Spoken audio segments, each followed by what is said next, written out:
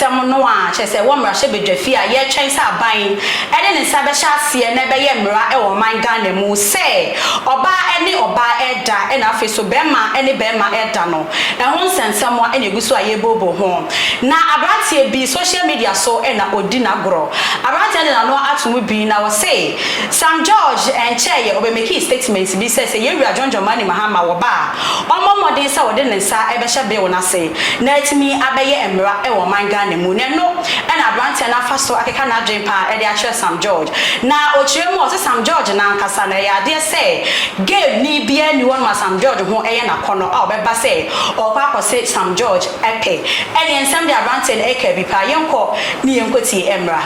I was born in Ghana. Yeah. I've lived in Ghana. I always come back to Ghana. I have yet to see 2 gay men kissing or 2 men kissing. Yeah. Me personally. In public. Yeah. In public. I've yet to see that.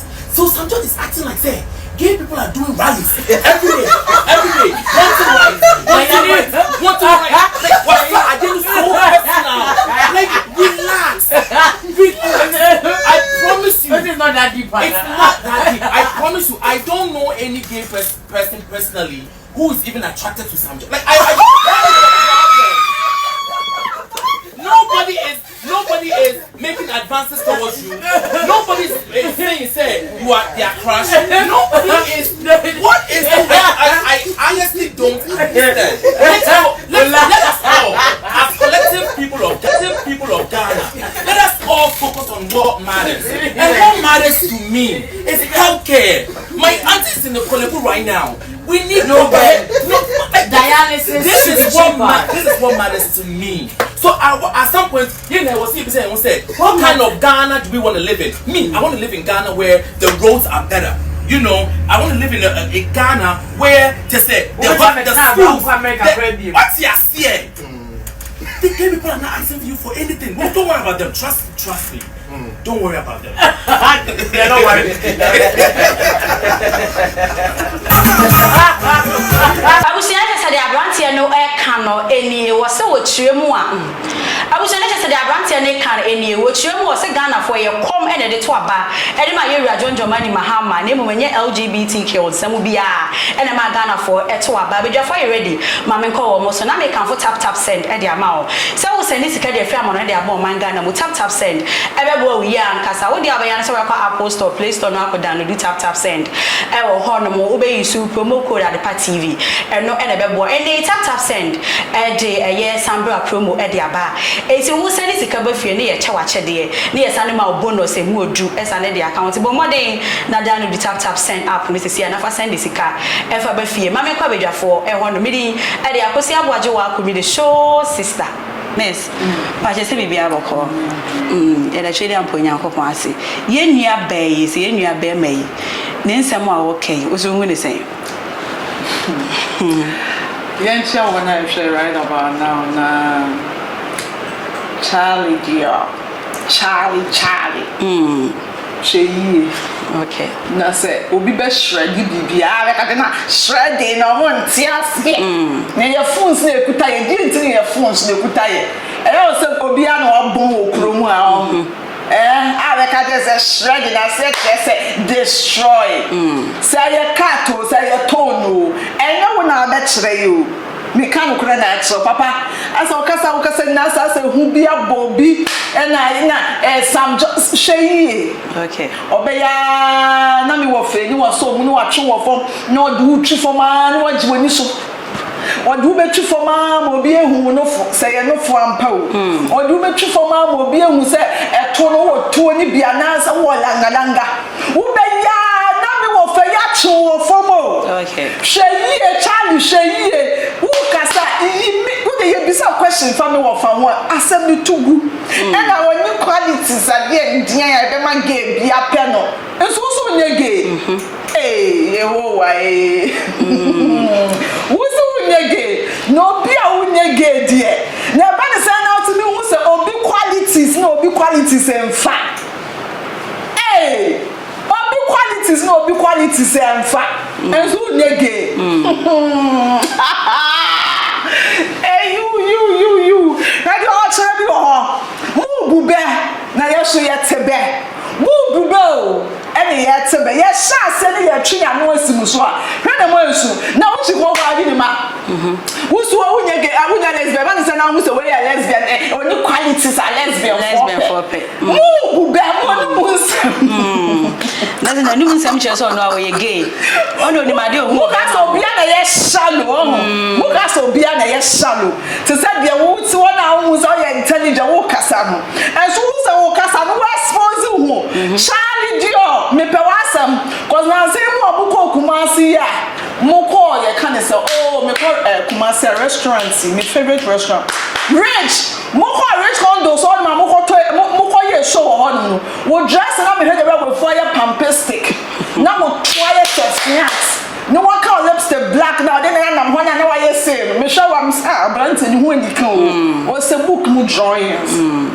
if it's one of the pair wasem na me dey no sexuality into na me to say me na mo no o sexuality no e ho na hia me na mo me wo fa dey free wenum ha bo ni mo pram ni abrantie no me say you wo dey oh dey na no see ya na sa na me ti o e wo mo jeni ni wenum na so Charlie Dior Sam George okay you need to free wenum okay me kan no kura na wo besu o won say sisi a wo kasa ni mu ebi mo say you are intelligent oh he is intelligent pa come there won say we intelligent ni na me say try wo say ade awo wonni hu djuma no e ba me say dia sha wo fuei omo be ye djuma wa ha say djua na djua so omo ye tuntum so omo ye kokko so omo di bolobolo nke so omo di kese ho ni nya me wonya bi me nya bi say wo di ti say nya me di ti say me hu be bi a omo fa me ma no ye kokko di omo ho nya that would you which them say Sam George ni body no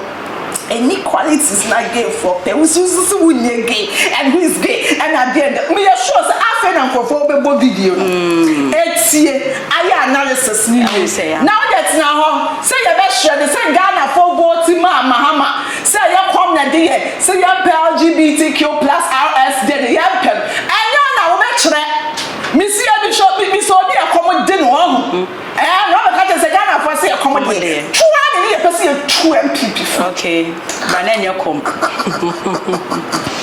me see hi Charlie me so bia and I hear you go at the party bia yes so bia accommodate the deal no Robert Kaja say Ghana for so aba mama say come and I pay dey say money be ye man ebubu okay akwa Ghana ura Ghana mo Ghana akwa na Ghana achia muna shia tiri atuti amo musa china dia okay tiri atuti amo mujanse munu na me se na me se da kele dia japoka se dia ntia muna okay na say kana dia ne search okay you na me say me we say bia ne search me fa ne side ko so me bu me be me throw me shade dia be fa na fa no fa ni din ko so also mo say share din but fa ni din ko okay mpache yo matia yeah to us okay say yeah to us dia na say LGBTQ no wujitu mu say yes sign ya ebe yemra ebe boa you say amanfo na to say boy ya wo kasa yi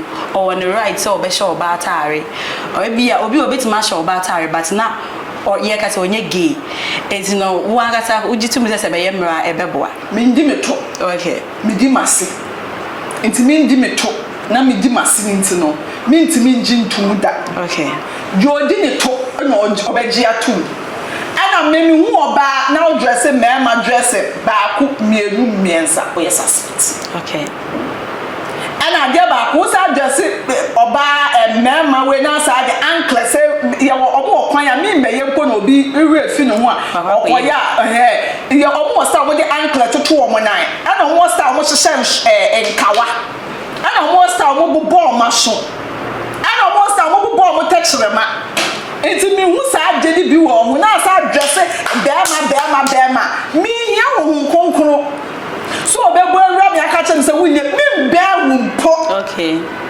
opa afate na me so me chew enti no ade na mo ba na mo sign ya na me kwapo de no bi tu mo di kura ba na me ade wu di utu mu na wo to na be soso wana be ya me na me be to dai pa ma o enti wo je mo pass bill mo sign ya wa ha ya be wu nkrofo be wu ye ni ha na mesra mabusa for me kai mo yaw okay na no kura yi mi ko ken manui mesra mo sisi a me fie fo hia me na ka kwa na busa fo ye wa ha na abrante bi be wu ye wo be ye ne ho babi na o mo ke kase wo ye bia e ko wie kire e ko ye ya mutu ye wa ha na nse ya TikTok we di mi nya bia sa na abrante bi se e fe na ante na wo de dia be to media no so okay wo ko wo e ma feminism sabu woni mu omuso wonya bia afi ye si o ye bia no makata so etu de oso wundi uto wosi wudi obi sisi bindi me ebredi dura madi abesie se ye mimi di me to a mi be pie Germany had sa na obi a video be pie enko ma me busue mo tie eni go asa na enko ma me ye sign no ya sign you wo ma me no papa ana mo be fe okay so yes I know you and I know no ma me papa ne be so what way so be won so boy di na toa okay at the end of the day no o boy na apart from say wo be fere so no aso be fere bi ko say odisie it odisie me ani wo me ade e fere ye me fere okay enti no sa wo busua fo ade e fere nyo enyo mo fere a wo je ma me hwew me je me ba ai am fa ma no kra nka kra no dabi so chiche mo yesu di sa na jimi hia wo ma kwa mu ti mo de bedi mo to mundi moto na me yankasa no me ni ubedi agro na me ubedi uto na ma behu na me na wa besese din entide